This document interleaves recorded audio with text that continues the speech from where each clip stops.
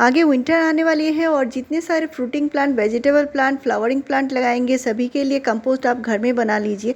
और ये बहुत ही अच्छा टाइम है, इस टाइम बना लेंगे तो आपके पौधे के लिए अलग से बाहर से बाज़ार से कुछ भी लाने की ज़रूरत नहीं है। और इसी खाद से आपके पौधे इस तरह भर भर के फ्लावरिंग भी करेंगे, फ्रूटिंग भी करेंगे। तो घर में बना लीजिए सुपर पावरफुल कंपोस्ट, जिसके आगे बाज़ार से कोई भी महंगा खाद फेल है। तो पौधे को अगर आप सही न्यूट्रिशन देते हैं, पौधे की ग्रोथ अच्छी बनेगी, प्लांट में भर भर के फ्लावरिंग भी होगी और प्लांट जो है साल भर हेल्दी बना रहेगा।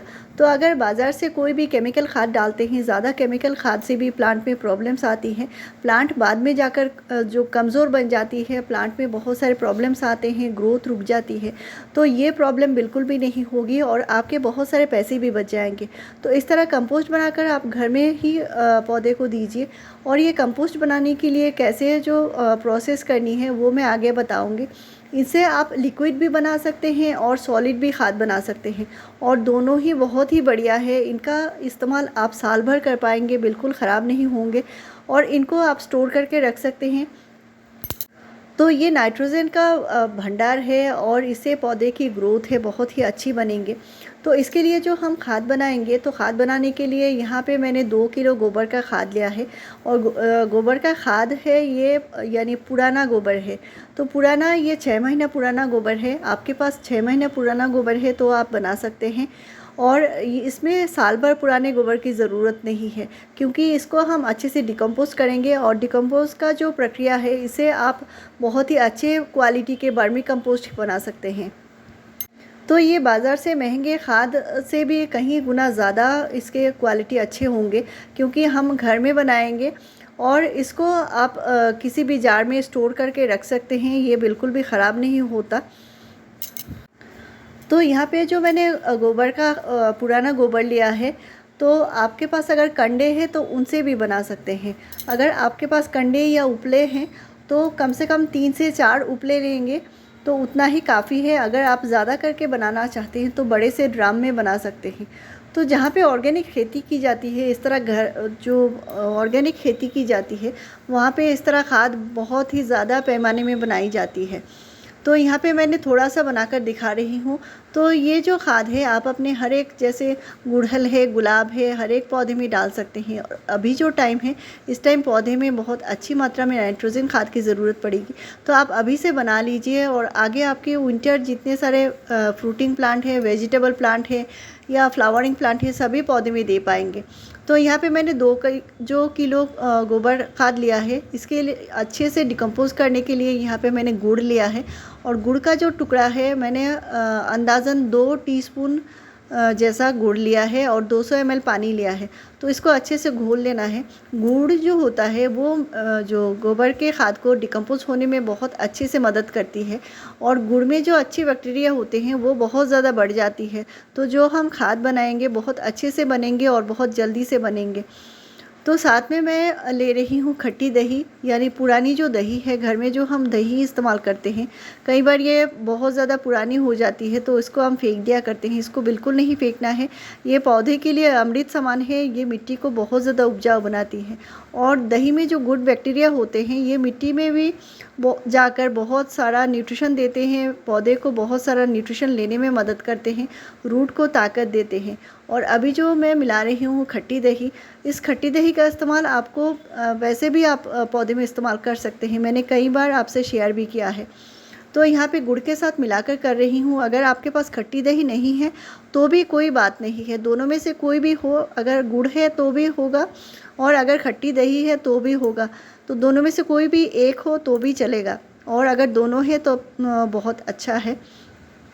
तो पानी के साथ अच्छे से घोल लेना है, छानने की ज़रूरत नहीं है, ये धीरे धीरे घोल जाएगी अपने आप ही। और इनको अच्छे से भिगो लेनी है, यानी जितने सारे आपने कंडे लिए हैं या उपले लिए हैं, ये जैसे भीग जाए उतना ही काफ़ी है। और खट्टी दही आप 2 से 3 टीस्पून तक इस्तेमाल कर सकते हैं, मात्रा का उतना कोई इशू नहीं है। अगर आपके पास छाछ है तो छाछ का भी इस्तेमाल कर सकते हैं, यानी बटर मिल्क जो होता है उसका भी इस्तेमाल कर सकते हैं, लेकिन बाज़ार का नहीं चलेगा, घर में ही बनाना है, वही इस्तेमाल करनी है। तो इनको भिगोने के लिए जितना पानी चाहिए उतना पानी देना पड़ेगा और इनको पूरे पानी के नीचे ये दब जाए, ऐसा करके रखना होगा। अगर ये नीचे नहीं जाती तो उनके ऊपर कोई भारी सा पत्थर कुछ भी रख के आप इनको पानी के अंदर डूब जाए इतना पानी दे के रखना होगा और कम से कम 15 डेज़ तक रखना होगा। बीच बीच में आप चला सकते हैं इनको, यानी निकाल कर आप इनको थोड़ा थोड़ा चलाकर ढक के रख देना है, यानी खुली जगह पर नहीं रखना है, किसी भी चीज़ से ढक के रखना होगा और छायादार जगह पे रखना होगा। तो 15 डेज़ तक इनको रखना होगा और पानी के नीचे ये डुबा रहे उतना ही ज़रूरी है। तो 15 दिन बाद ये खाद बनकर रेडी हो जाएगा और इसका जो पानी है ये भी बहुत ही ज़्यादा पावरफुल खाद बनेगी और इसको भी इस्तेमाल आप कर सकते हैं, साल भर रख के इस्तेमाल कर सकते हैं।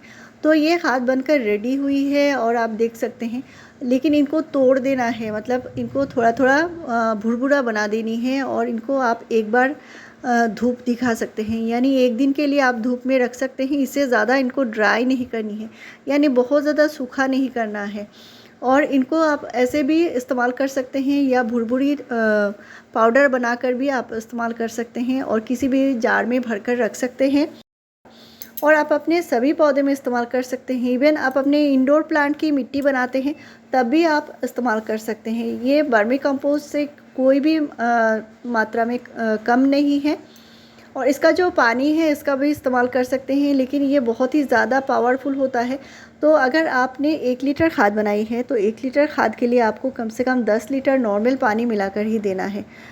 तो ये बहुत ही ज़्यादा पतला करके देना होता है और ये नाइट्रोजन का बहुत ही ज़्यादा पावरफुल सोर्स है, तो इसका इस्तेमाल आप ज़रूर कीजिए। पौधे की ग्रोथ हमेशा से होती रहेगी और इसको जो इस्तेमाल करना है भरी दोपहर में कभी भी पौधे में इस्तेमाल नहीं करनी है, शाम को इस्तेमाल कर सकते हैं, बहुत ही बढ़िया है।